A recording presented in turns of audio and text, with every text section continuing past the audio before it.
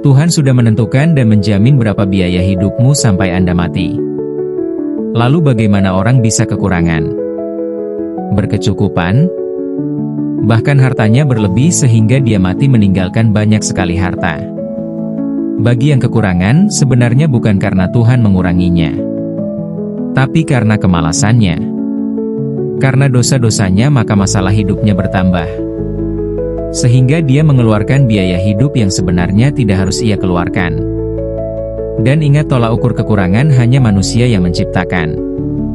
Tolak ukur Tuhan adalah cukup. Tidak mungkin Tuhan menciptakan sesuatu dengan kekurangan. Tapi Tuhan menciptakan sesuatu dengan porsi yang pas dan cukup. Lalu bagaimana yang berkecukupan? Sederhana. Bagi mereka yang berkecukupan, mereka bisa menyesuaikan diri. Dan mereka sibuk dengan urusan-urusan yang tidak sia-sia.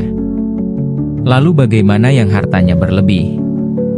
Mereka tidak berlebihan harta. Akan tetapi Tuhan menitipkan rizki orang lain kepadanya.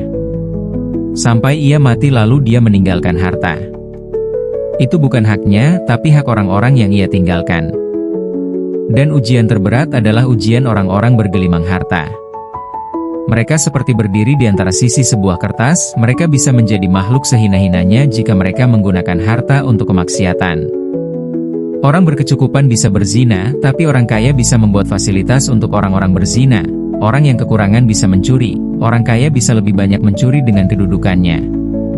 Orang berkecukupan bisa membunuh satu orang kaya bisa membunuh ribuan orang dengan kebijakannya.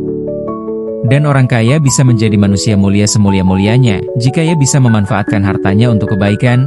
Orang biasa bisa mendapat pahala ketika tersenyum, orang kaya bisa membuat jutaan orang tersenyum. Orang biasa bisa mendapat pahala dengan pergi beribadah, orang kaya bisa membuat fasilitas ibadah.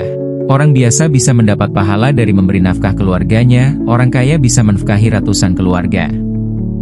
Begitulah Tuhan menciptakan ciptaannya dengan porsi yang cukup. Semua yang kita miliki milik Tuhan, dan Tuhan memberikan kepada orang yang sudah ditentukan dengan porsi yang pas.